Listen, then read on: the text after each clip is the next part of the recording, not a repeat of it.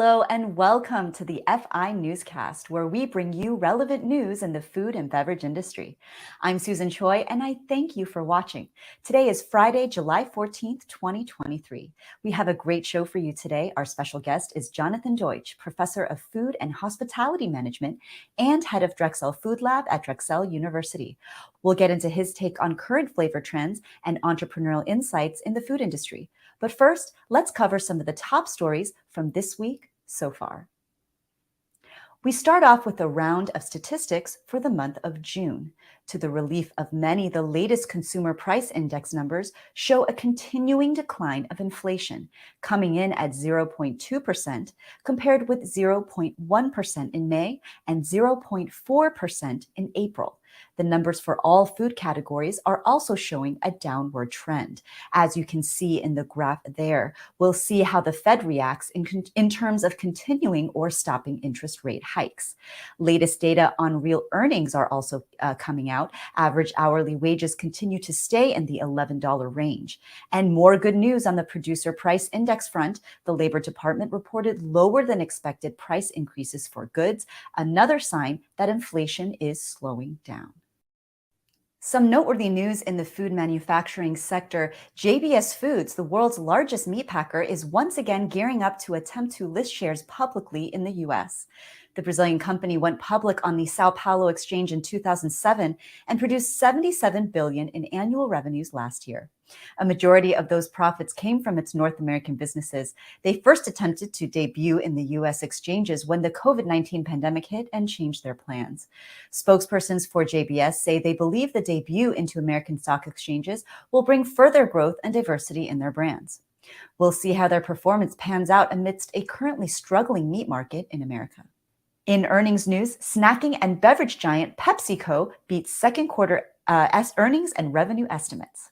The company's snack division, which includes Doritos and Lay's potato chips, experienced a 14% rise, while its North American beverage unit reported a 10% rise. Despite facing a slight decline in volume due to higher prices for its products, CEO Ramon Laguarta said the company's, quote, business momentum remains strong. Pepsi also raised its full-year outlook to 10% organic revenue growth compared to previous forecasts of 8%. In contrast, ConAgra reported fourth quarter revenues that slightly missed Wall Street estimates and provided disappointing 2024 guidance in organic net sales of just 1%. It all may indicate that inflation will further impact consumer demand for branded CPG products in the upcoming year. Over in retail, the good news keeps coming for private labels. 𝗙𝗋𝗆 and Circana recently released data showing that private label goods continue to post record sales for the past 18 months. Store brand dollar sales across all U.S. retail outlets increased by 8.2%, compared with 5.2% for national brands. Total store brand dollar sales for the first 6 months of 2023 are already at $108 billion. Last year, the final sales number was at $100 billion. And within the store brands category, beverages are coming in first in sales with a 20% increase over the past year. In other retail news, initial numbers are in for Amazon Prime Day sales at $6.4 billion, a 6% increase compared to sales last year. We'll see how Walmart and Target do on their own deal days. The extreme heat is making a severe impact on the agriculture sector. U.S. peach prices have gone through the roof after the state of Georgia lost 90% of its crops to heat waves, according to the University of Georgia. Experts say they have not seen things this bad since 1955. A late-season cold snap further damaged peach plants. The U.S. Department of Agriculture has found that this weather pattern of warm winters and spring freezes have become more common in recent years. A severe frost in March of 2017 damaged several fruit crops, including peaches, blueberries, and pears. That caused revenue losses worth $1.2 billion. And finally, Chipotle continues to double down in AI technology. The burrito maker is partnering with product development company Weibo to create a robotic machine called the 𝗙𝗿𝗆𝗆. It can hold up to 25 pounds of avocados at once. It will peel, core, and slice each avocado in half and dispense it into an area for easy pickup. The 𝗙𝗶𝗆 team is aiming to improve the machine's speed in order to cut down guacamole making time by 50%. This device seems to be a good companion for 𝗙𝗵𝗆, another AI prototype that Chipotle is testing that can make tortilla chips. I think that anything designed to give me guacamole and chips faster cannot be a bad thing. And those are your top stories. We're going to turn now to our special guest. He is Professor of Food and Hospitality Management and Head of Drexel Food Lab at Drexel University. He holds a PhD in Food Studies and Food Management from New York University. He is a flavor trend expert and has his ear to the ground when it comes to product innovation and entrepreneurship within the food industry. His name is Jonathan Deutsch. Jonathan, welcome to the show. Thanks for joining us. Thanks, Susan. Great to be back. All right. Well, I actually want to ask you first, what do you think about that avocado? Yay or nay? Oh, I'm yay. I mean, we hear a lot from QSR and fast casual in particular, but for the hospitality industry as a whole, that labor is just their number one frustration. I hear so many entrepreneurs and restaurant operators say, I have the capital, I have the location, the demand is there. It's really about staffing up to let me expand to my goals. So if this is a way to do that safely and efficiently, I think operators will be all over it. Absolutely. Very well said. Thank you for those thoughts, Jonathan. All right, let's get into it. First off, got to ask you, 67th Annual Summer Fancy Food Show, brought on by the Specialty Food Association. We just both attended it. You were, yet again, another wonderful guest on the live stream that we collaborated with SFA on. Tell us for the newscast audience, what were your overall thoughts about this show? It was a great show. It was a lot bigger than in the past. I'm saying that anecdotally. I don't know if it was bigger, but it felt a lot bigger and busier than the show last year. And we were just barraged with all the senses walking through the show floor and seeing and smelling and tasting really, really phenomenal things this year. We did something new that was started by my friends and colleagues at UNLV at the Winter Show, which is for the first time ever, we had junior trend spotters. That was super exciting. So we came up with 8 of our students and 2 other colleagues. Some were there for the entire show. Some came for a day or two. And in addition to the work that I do with the SFA doing trend spotting, our students did their own trend report, and I have some of their insights to share as well. Excellent. And I'm really looking forward to that, hearing what the junior trend spotters had to say. But of course, we got to go to the master first. We have to hear what you have to say about what you saw at the show, new trends, new flavors, more of the same. Tell us what your thoughts were about that. Sure. Big picture, I would say less plant-based everything. Definitely a decline in now that everything that can possibly be milked has been milked.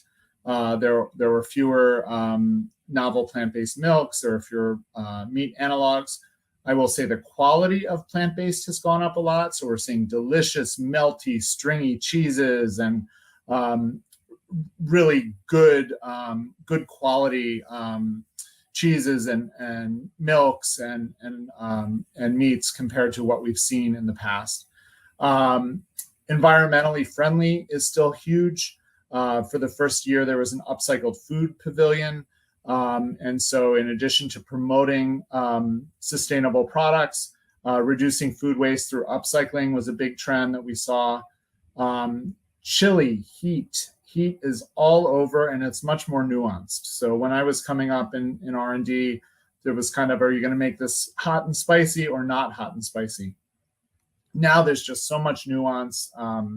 The flavors of heat and all sorts of different varieties, and with smoke, without smoke, with spices, without spices, in addition to just chili everywhere. Seafood is a big focus. I think most climate folks agree that that's really the most vulnerable category in our food supply with climate change. And so looking at alt seafoods, looking at sea vegetables like seaweeds and kelps, there were some really interesting products like kelp kimchi and things like that that were really delicious. And then I would say functional.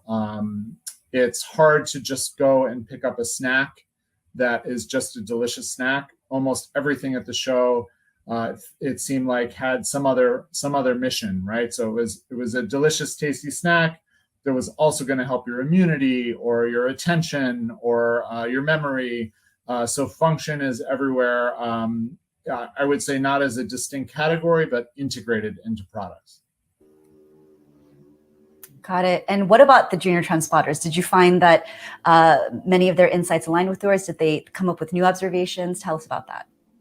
It's a mix of both. The things that attracted them were a little bit different from the kinds of things that attracted my eye, and that's the joy of doing this. So one of their trends was international frozen appetizers, things like momos and pierogies and samosas, really high quality. Frozen apps used to be like a not very sexy category, and big, bold flavors and things that most people, especially if you're not from that culture, wouldn't make at home, that you can now entertain with. So that was a big category. They noted a lot of activity in the honey section, especially around infused and flavored honeys that might be herbal or spicy or fruity. So a lot of innovation there. They agreed with me about the snacks and the functional snacks, but within that broader category, we're really intrigued by all the crunchiness and puffiness that was happening. I think that goes along with our interest in eating a little bit healthier. The advantage of extruded puff snacks and things like popcorn is you're eating air in addition to the macronutrients, so it can give you a sense that you're able to eat more or have a little bit more satiety. So that was a big category. They were thrilled. Many of our students there were under 21, and there was so much exciting activity happening in low and no zero proof cocktails. So things like Amari that are no alcohol, a cocktail tea bag that would brew cocktails or mocktails, I should say, as if you're brewing tea, and then you could add alcohol or not as your age and inclinations would direct you.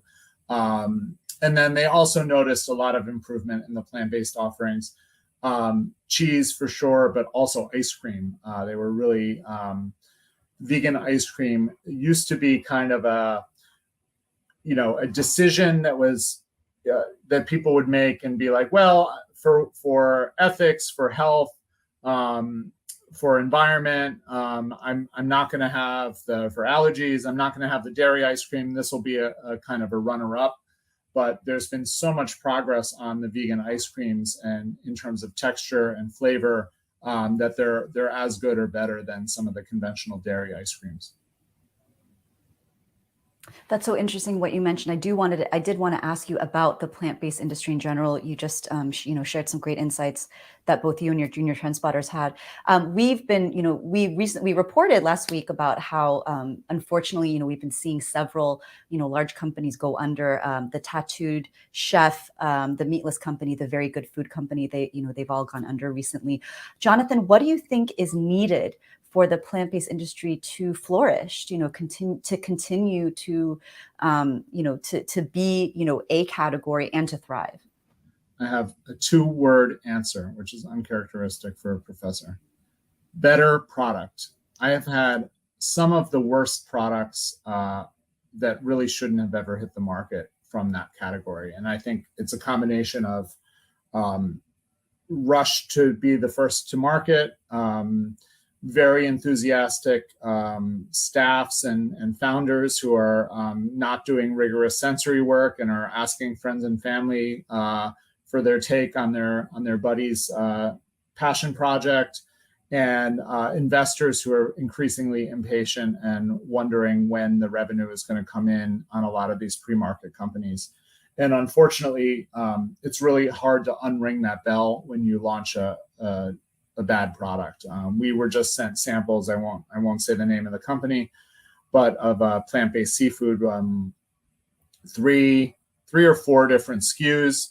I did a tasting with about 20 students. one of them liked it and said that they would buy it.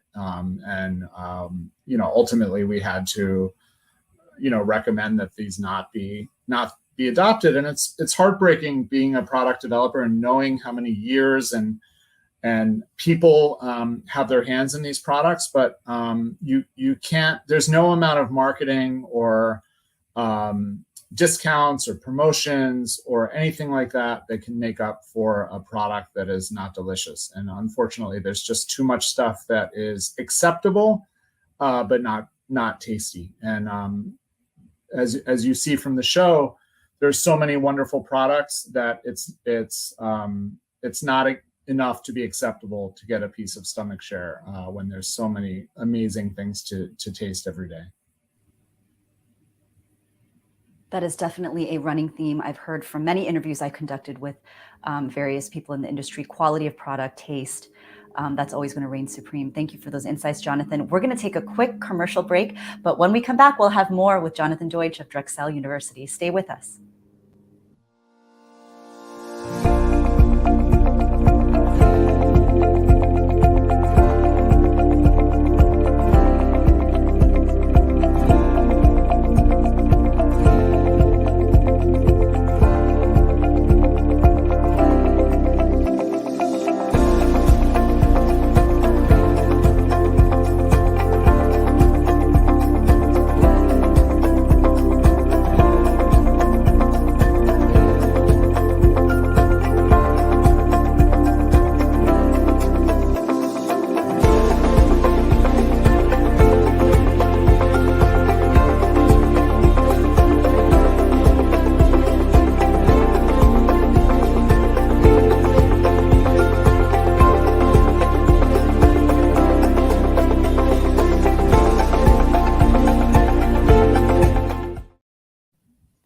All right, we are back with Jonathan Deutsch of Drexel University.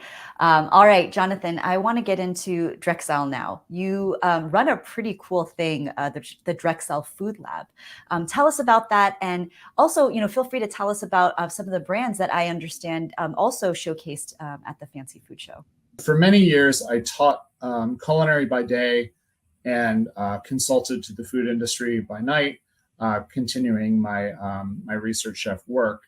And at Drexel, I'm an alum of Drexel University. I graduated from the hospitality management program, and I was recruited back about 10 years ago to really answer this question of what is a research university doing with a culinary program? Most culinary programs, as you know, are at fine culinary schools like CIA or Johnson & Wales, or they're at community colleges or technical schools. So we're a Carnegie R1 doctoral granting research university with this culinary program. And the question that was posed to me was, is there such a thing as culinary research? And if so, what does it look like? So together with a former student, 𝗙𝗿𝗆𝘆, who's now a product developer professionally with Saxby's Coffee, really, really proud of her success. We started this thing called the Drexel Food Lab, where students could study culinary arts or any number of adjacent fields. We actually have 2 med students with us this summer working on culinary medicine projects, which is really exciting, as well as a nutrition student in addition to culinary. And they apply their skills to work with industry to do food product development and culinary innovation with startups through multinationals and also nonprofits and government agencies, including the CDC. We have done a number of projects, but what they all have in common is we focus on good food product development. So projects that improve the health of people, planet, and economies. And the best projects do all 3 of those things. They tend to be focused around sustainability, health promotion, or access, more food and better food for more people. So it's been very exciting. Some examples on the startup phase, our poster child is the Reveal Avocado Seed Brew, which is a student startup that was founded in the lab. but we've also worked with startups, student startups that have become national brands, like 𝗙𝗿𝗆 is a client that was a Wharton MBA student startup, all the way up through larger companies like Amoroso's Baking Company, F&S Produce, through multinationals, like, projects with Hershey, McCormick, Aramark, and as I mentioned, projects with the CDC, with the City of New York, with the City of Philadelphia, and also nonprofits like the World Wildlife Fund and Cook for Your Life. It just seems like it's such a hands-on environment over at Drexel. Jonathan, I want to ask you, based on your breadth of experience, you were just relaying to us, all the brands, all the companies that you've worked with in the lab, helping to develop these kinds of products. What would you say are the most important things to think about when someone is doing R&D on a product, and they want to get to that important factor that you were just talking about, quality, having a quality product, having a product that tastes good? What do you think is important to be applying when you're in an environment like the Drexel Food Lab? Yeah, I think one of the things that's really challenging, we actually have this discussion today with a client, is just the immense amount of time and resources it takes to do it right. And it's often a hurry up and wait scenario where we try something, it doesn't work, we reach out to a supplier for a new ingredient, and we're waiting until we get that ingredient in to do a new batch. So sometimes we work with clients who are just like, well, I can whip up these brownies in 20 minutes. Why should it take me months to get this product to market? And they're not really thinking through all of the complexities of it. One thing we've done for our students is we've created both undergraduate and graduate certificates, an undergraduate certificate in food entrepreneurship and a graduate certificate in food innovation, which is open to anyone in industry. And what that does is it gives students who enroll in those programs access to the lab and to our entrepreneurship incubator to develop those ideas and those products, because it is time intensive, it is resource intensive, and it's not cost effective for a lot of entrepreneurs and innovators to hire us to do the work for them, or to rent space in an incubator or a product development lab. But if we can say, you're a student, all of these resources are here for you, and we're going to teach you about entrepreneurship, we're going to teach you food science, we're going to teach you food product development, so you can actually do this on your own. That's been, I think, the best way to overcome a lot of those hurdles.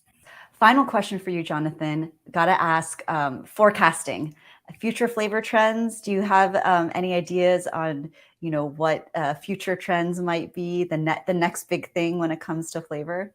It's challenging. If I knew the next big thing, I'd be investing in it directly if I knew for sure.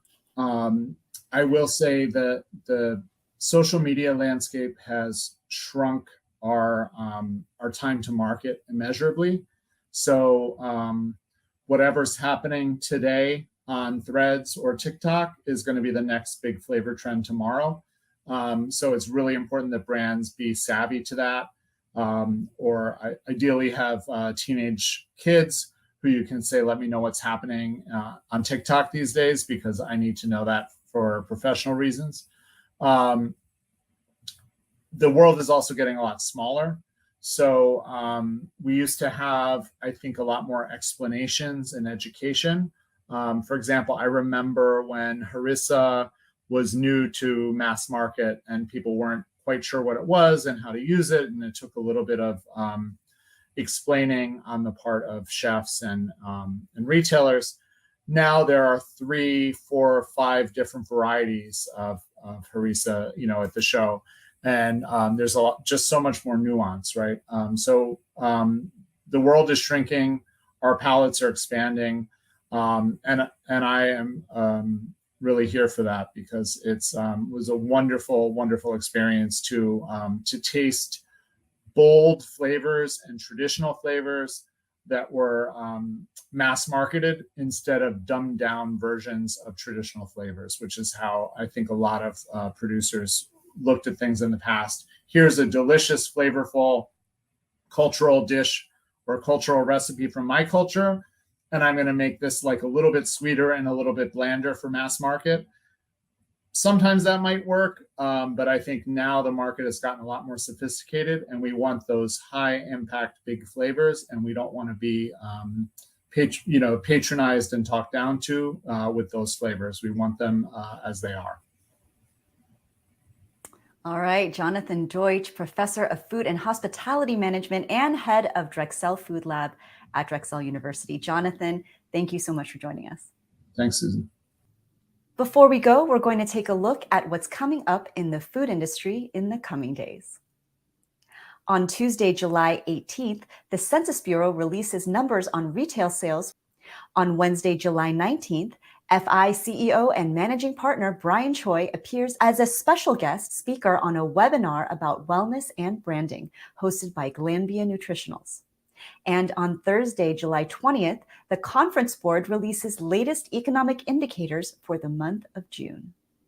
And I also want to make a special announcement. FI is partnering with 𝗙𝗿𝗶𝗆 to provide live stream coverage of its Food and Beverage Trade Expo in Dallas, Texas, from September 27th to the 28th.